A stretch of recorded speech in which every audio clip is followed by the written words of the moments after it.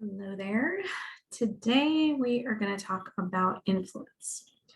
When I think back on what made a difference for certain leaders in the organization, they either had influence or they were people who met with people of influence. And visibility with those people made a difference in whether or not maybe they sold their ideas, maybe they got insights into recommendations that they wanted to make. I know I personally would meet with certain people because I wanted to make sure that if I had a presentation or an idea that I wanted to sell, I wanted their input. Make sure I didn't forget anything, get new ideas. And think about it this way, it's those are the people that are going to be in the room. And if you have some allies in the room that can help move your idea forward, it's gold, right? So I really tried to think about strategically, who do I need to make sure is on board with me when I want to move forward with an idea? So what makes someone an influencer? What do they have to have? So here's some key questions to ask for yourself as you're looking around your organization. What do they do? Are they the people that are kind of like the right-hand person of someone who is a decision maker? Maybe it's, if you're looking at a C-suite level, maybe it's a VP that's on their staff. If you're looking at lower levels in the organization, it can be a lot of different people who have experience, credibility. They're the people that can actually whisper in the ear of the person who's the decision maker and sway them.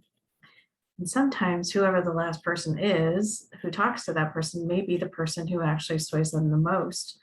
And that's a decision that they end up going with. So it's important to understand the dynamics that happen around how influencing happens and how you can take advantage of it. So I have a couple of things that I just have some notes here I want to look at. If you look at the behaviors of someone who is an influencer, so if you think about someone in your organization that you know does this well, what behaviors do they have? What are the things that they do on a consistent basis that demonstrates that they are an influencer? How do you know that they're an influencer versus a decision maker? And how can you make sure that you're building a strong relationship with them? And this is where I think some people struggle. And I definitely know that I struggled at one point in my career, because what happens is it feels like they're important. They won't have anything, that they want to talk about with me. And let's see, what else did I used to tell myself? That they're smarter than I am, that what I have to say isn't valuable, that I'm not sure what I'd even tell them. What would I even talk to them about? So the alternative is to just not meet with them. And that means that they don't know who you are. They don't know anything about you. They don't know the ideas that you have and the skills and capabilities that you have. So I want to just ask you to think about it this way. Just see them as a human being, not as a person at a certain level, not as a person of influence necessarily. Let's just start with they're a human being. And what can you talk to them about? What value do you think that you bring to the conversation? Maybe you have insights into something that they're not familiar with or that they don't know about. Or maybe you have a project that you're working on that they would really benefit by understanding. Or maybe you're trying to put together an idea of something that would help support their area. And if you talk to them about it, they might actually give you some new ideas to help you move it forward faster. So I want you to think about ways to make this more strategic and less worrisome about how do you compare yourself to that person and whether or not they're going to want to hear from you.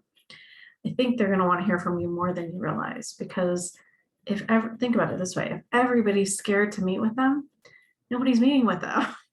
it's kind of crazy when you think about it that way.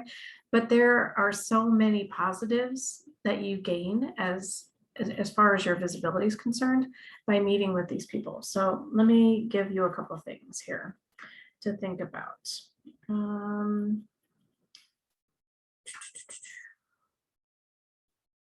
So think about, let's just plan out what you're going to talk about with this person. Let's make it really simple. Let's not make it complicated. So what is the goal that you have? What are the things that you want to talk to this person about?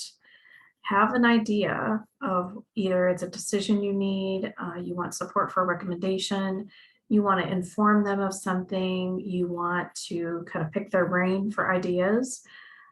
You want to understand how it is they got to where they are. Just think about is a goal that you have for this conversation, and how can you best approach the conversation with that person.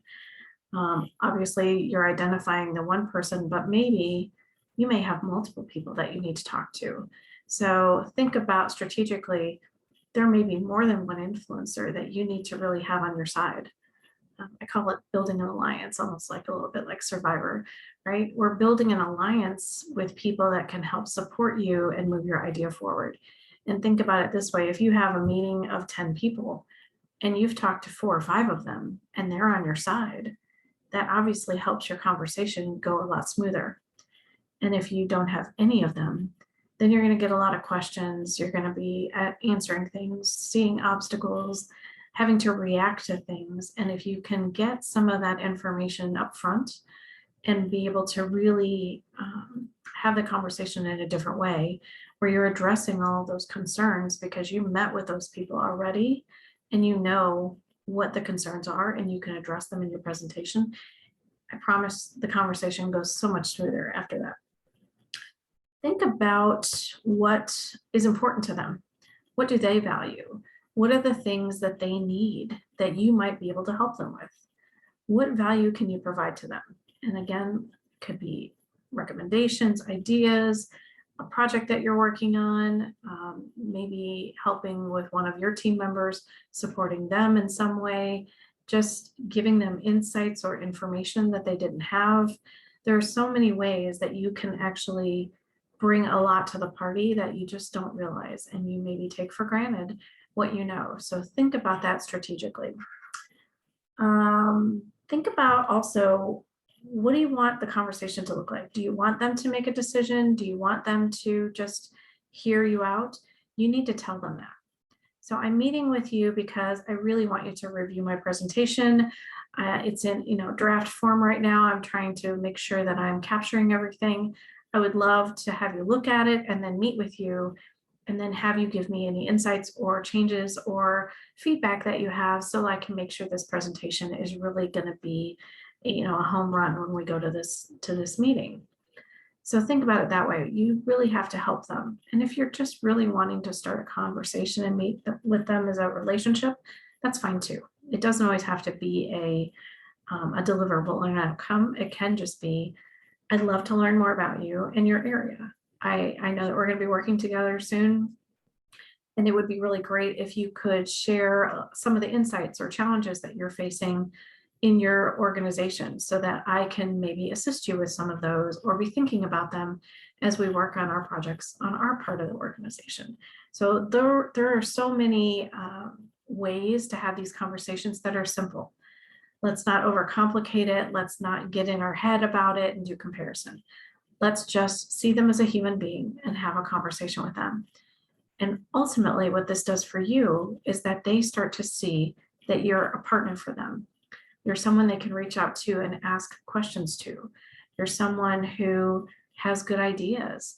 Maybe you're someone who's interested in working in their organization at some point, and they start to see you as someone who's a potential career fit for someone in their team. There are so many positives for you to go do this. And all you have to do is just remain calm. Don't get in your head and just have the conversation with them. That's as easy as I can make it for you so that you're not struggling to do this. Let me see what other things. So I've named a few things about the reasons why people don't do this, but let's just go through a few more. I'm too scared to even ask for them to meet with me. Maybe they've already told one of my friends or my peers no, and so I assume they're going to tell me no. I start to try to influence them right away, and I haven't even built a relationship with them. So that is also something, like, think about when you are building a relationship with anybody. Do you go and ask them for something right away before they even get to know you, before you've even built a relationship with them? You want to make sure that it's a win-win. And you don't want to just be the person who takes right away, right? You want to make sure that you've already got some kind of relationship with them. So that's why it's so important, and why I tell everybody, please start building relationships with influencers now, because you don't know when you're going to need them. You're going to have opportunities that show up and you're not sure when those are going to be, and you want to be prepared for that.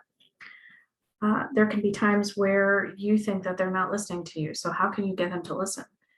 Think about the ways that it's important to them to listen. What can you share with them so that they hear you?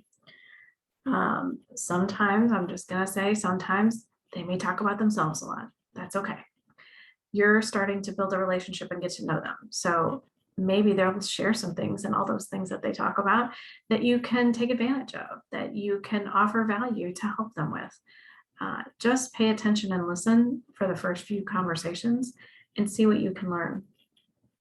And really, this is not about you in the way that you may think, right? We want you to get visibility, but it's also about how can you help them? How can you get in front of them? How can you share more about your capabilities, your value, the things that you bring to the party, so that they see you differently? Because you want them to be an ally for you. You want them to be the person who talks about you positively to your management when feedback is requested, or that they recommend you for a job, or that they think you're ready for an opportunity. All of these opportunities that you take to get in front of these people pay off big time if you do it right. And if you don't do it right, that's okay. You can always fix it. You can always go back in and have another conversation. I promise you, their memories are not going to be that long, right? So it doesn't have to be the perfect conversation. I think that's the other thing that always happened to me is if I don't have this perfect conversation, this is one and done. I'm never going to get to talk to them again. Just go in and say, you know what, I talked about that last time and I actually found out that that was incorrect. And here's the real information. And I just, I wanted to apologize and let you know that I incorrectly shared that with you. And now it has been fixed, right? That's all you got to do.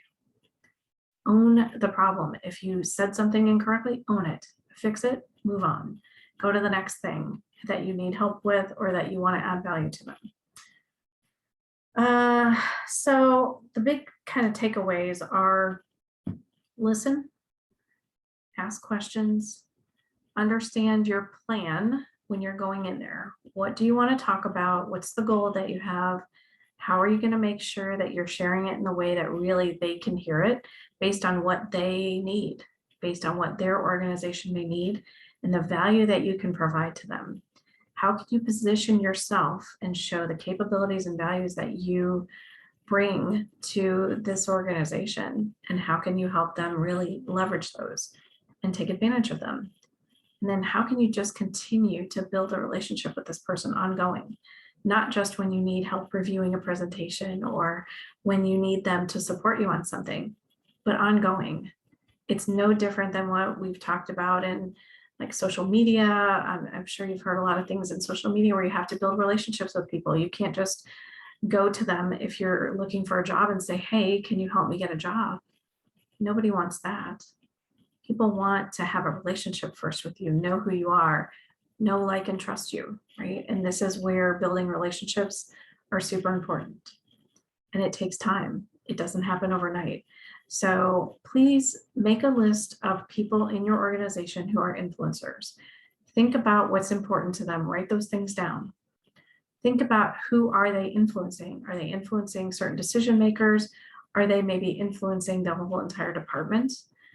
People have a lot of, I will call it power, right? They have a lot of power as influencers, and they can make things happen. They can make change happen.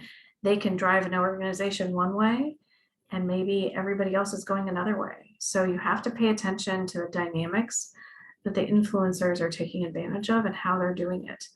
You may be able to learn some things from them with the questions that they ask, the conversations that they're having. Really pay attention to them, because I think, to me, influencers are probably the key group that everyone should really get to know and have really close relationships with, even more sometimes than decision makers, because that decision maker may be swayed by an influencer and then everything can change. So again, to recap, make a list of the influencers, think about what's important to them, who do they influence, what topics do you want to share with them? What are some things that you may need their help on later? that you can start to lay the groundwork for by meeting with them on a regular basis and just listen to what they're talking about and how can you fill a gap for them, or maybe provide some insight or opportunity, support for them on a project or a challenge that they're having. How can you help them in the best way? And think about the ultimate goal is your visibility. And so sometimes it happens in big places, and sometimes it happens in these one-on-one conversations that you're having with people. But the ultimate goal is that you start to build confidence, you start to see yourself in a bigger way, and how you can actually influence projects, team members getting into new roles, opportunities for yourself, your career, helping things move forward in the organization. Influence can do a lot for you if you can take advantage of it and do it in the right way. I hope this was helpful. Think about your influencing power and how it can grow for you, and build your visibility at the same time. Thanks so much.